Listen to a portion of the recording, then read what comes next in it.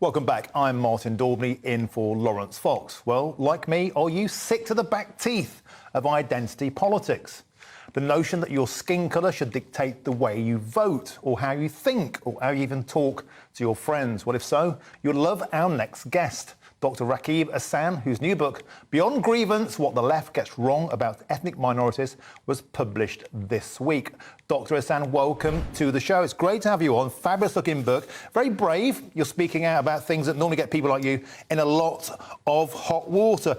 Can we start with the notion of where did identity politics come from?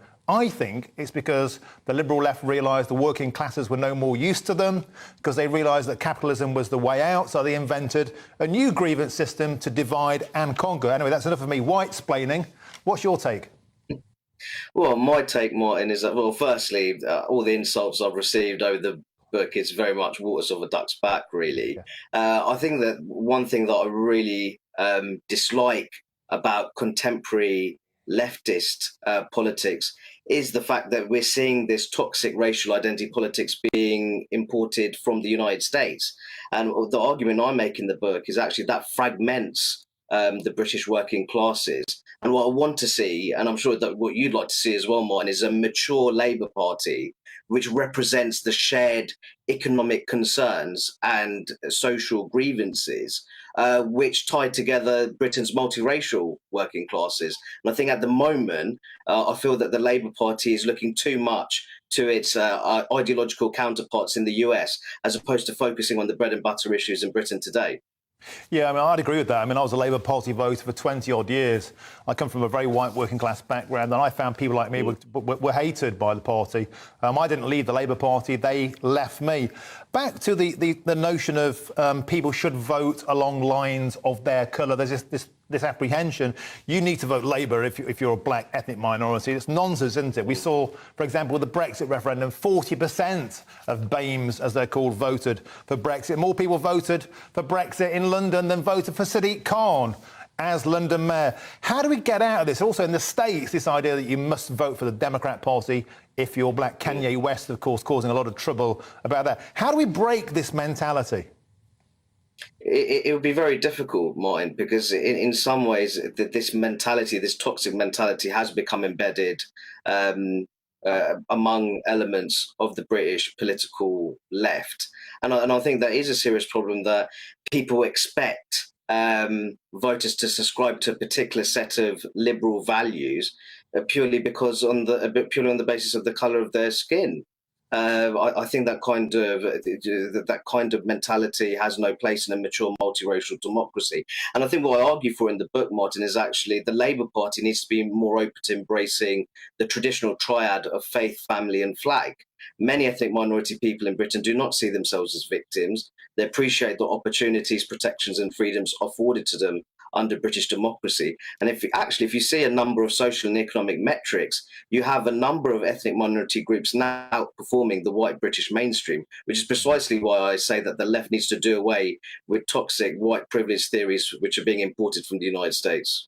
Yeah, I mean, that's music to my ears. I've been campaigning on white working class lads, in particular the bottom of education, for 25 straight years. The highest performers in Britain now are Indian and Chinese kids. So clearly there's no problems. One thing I love about your book, as well as identifying this problem we can all agree on, you've got some great solutions. One thing I absolutely love is this notion of a Family Stability Act. The notion of celebrating family, and you've got some eye-watering statistics there about the absolute explosion in the number of single-parent families in Britain. Tell us about that. No, absolutely. And firstly, I'll make the point, Martin, I think that there's single mothers across the country. They do a fantastic job. And they serve their children to the best of their ability. But the reality is, what I'm talking about here is that there's certain family structures which are more strongly associated with positive youth outcomes, whether that's in education, cognitive development, mental well-being, and then further down the line, socioeconomic progress.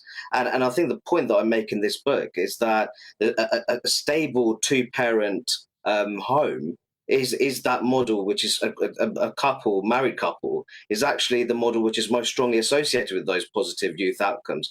So the Labour Party, there's a great deal of talk within the Labour Party about introducing a new Race Equality Act, when actually I think that Britain considering it's a major international hotspot when it comes to family breakdown, perhaps a better idea would be the introduction of a Family Stability Act. And that would include introducing family-friendly protections for British workers, promoting the institution of marriage within the tax system, which would bring Britain pretty much in line with much of Europe.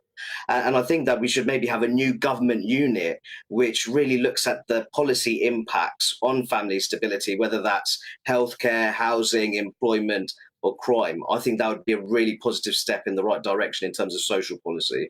I mean, these are old-fashioned conservative values in many senses, but how do we get around the fact? I mean, I actually heard David Lammy say something sensible once, it's true, in person. When the Lammy report came out, he did a fantastic section in that about the effect of fatherlessness on outcomes of education, all things you just mentioned. It was very quickly buried. Absolutely. Because it didn't sit well with a lot of Labour voters who might be single-parent families, who might be from ethnic minorities. How do you gel these progressive, sensible policies with a party that seems very resistant to that kind of thinking? Well, the reality is that the Labour Party, there's a real shortage of moral political leadership on the British left.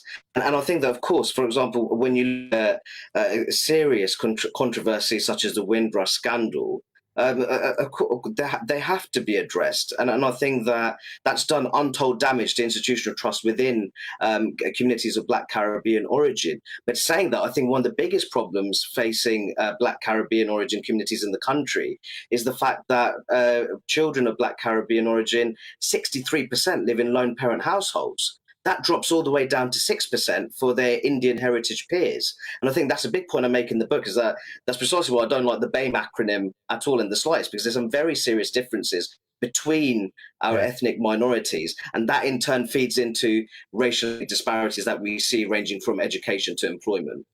How damaging do you think identity politics has been to the fabric of Britain? Oh, I think it's been hugely damaging. I think that the emergence of the Black Lives Matter movement, I think that it very much threatened to set back race relations as opposed to improving them in this country. I took a lot of flack when I criticised BLM following the police killing of George Floyd in the US state of Minnesota. But the reality is that if people truly care about young Black lives in Britain, especially in London, they'll talk a lot more about family structure. They will talk more about fatherlessness, because in the absence of a responsible working male role model in the household, then young boys will seek that sense of belonging and rootedness elsewhere. And unfortunately, that may well come in the form of gang membership. And ultimately, being a member of a gang significantly heightens a young person's involvement in criminal activity. Now, these are very sensitive issues, and they are difficult conversations to be had. But if we don't have them, we're doing many young people in our country a fundamental disservice. OK, Rakib, you're speaking acres and acres of common sense. Thank you very much. You'll never catch on. Well, I hope it does. Thank you very much. The book is out now. Beyond Grievance, What the Left Gets Wrong About Ethnic Minorities. Well, coming up, it's the other defining story of the week. Of course, Boris Johnson has resigned as an MP, and the Partygate inquiry was published just yesterday. We'll be asking our panel next, could this be the end for Boris Johnson after this break?